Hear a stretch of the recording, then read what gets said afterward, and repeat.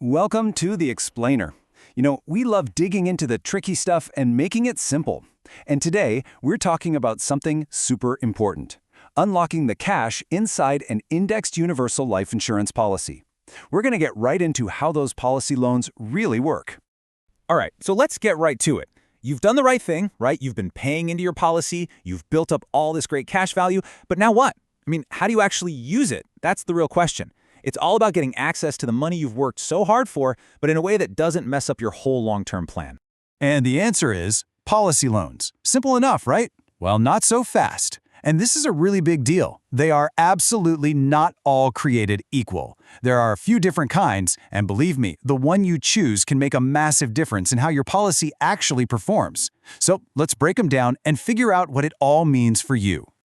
So first things first, to really get a handle on this, you need to know that every single policy loan out there, I don't care what fancy name the insurance company gives it, falls into one of two main buckets. That's it, just two. Understanding these two categories is the key to everything else.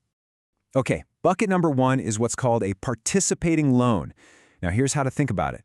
Let's say you've got $100,000 in cash value and you borrow $50,000. With a participating loan, the insurance company acts as if you never took the money out. They still credit interest on your full $100,000. How cool is that? Even the money you borrowed is still in the game, working for you. And then you've got bucket number two, the non-participating loan. So using that same example, you borrow $50,000 from your $100,000. This time, it's different. That $50,000 you borrowed, it's basically taken off the table. The insurance company only pays interest on the $50,000 that's still left in the policy. The money you took out is just out. It's not earning anything for that year. So what this all boils down to is really a difference in philosophy, right? It's a choice you have to make. Do you want your entire cash value, even the chunk you borrowed, to keep riding the market waves for potential growth? That's your higher risk, but also higher potential reward play. Or are you more of a conservative type? Do you prefer to keep things safe and only have the money you didn't touch exposed to the market? See the difference? Okay, so we've got our two big buckets, participating and non-participating.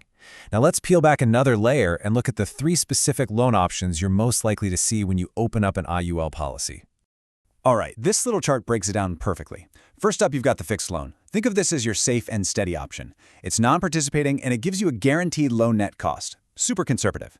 Then you've got the participating guys. There's the indexed loan, where your returns are tied to something like the S&P 500, and then there's the variable loan, where the interest rate can move around a bit, but it usually has a ceiling so it can't go crazy.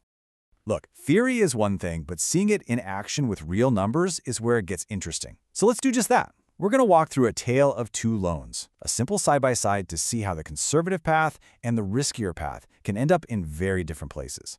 So let's imagine this. You've got a nice round number in your policy, $100,000 in cash value. And life happens. Maybe you need a down payment for a house, or a great business opportunity pops up. Whatever it is, you decide to take out a loan for $50,000. All right, scenario one, you play it safe and go with a fixed loan. So what happens? That $50,000 you didn't touch, it stays in the market, and let's say for this example, it earns a nice 6% return. Now, the $50,000 you borrowed is non-participating, but here's a cool thing. The company still gives it a little guaranteed credit, say 3%. So you add it all up, and at the end of the year, your total cash value is $104,500. Not bad, right?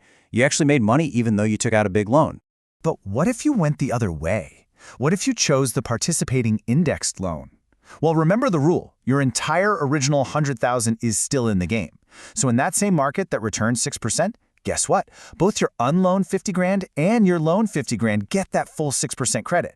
You do the math, and your cash value at the end of the year is $106,000. And boom, you can see the difference clear as day. Same market, same starting point, but the participating loan ended up with an extra $1,500 in cash value. That is the power of keeping all your money working for you. But, and this is crucial, you got to remember the other side of that coin. If the market had returned zero, you'd still be paying interest on that loan. So there's definitely more risk involved. Okay, but here's where we get to what I think is the most important feature of all. This isn't just about picking which loan is best in a good year. We all know markets go up and they also go down. The real power, the secret sauce in a great policy, is having the ability to adapt when things change. None of us have a crystal ball, right? So having a fail-safe is just critical. you absolutely need the ability to pivot your strategy. When you're feeling good about the market, maybe you go with that participating loan to capture the upside. But what if you start feeling nervous? What if you think a downturn's coming? You need a way to switch gears and get into a safer, more defensive position. And this is exactly what you have to watch out for. Some policies will completely lock you in. They'll tell you that you have to repay your entire loan before you can switch types. Can you imagine? Others might make you wait a full 12 months. Or worse, they might not even let you switch from a variable loan to a fixed one at all. These are huge, glaring red flags. So, what's the good news? What should you be looking for? The absolute gold standard is a policy that gives you the freedom to switch between loan types, usually once a year, with no penalty and, this is key, without having to pay back the loan first. That's the flexibility you need. It lets you go from offense to defense whenever your gut or the economy tells you it's time. And really, that brings us to the final, most important question you should be asking yourself. Is your financial strategy actually built for changing markets? Because at the end of the day, winning in the long run isn't just about picking the perfect strategy for today. It's about having the flexibility, the agility to pick the right strategy for whatever tomorrow throws at you.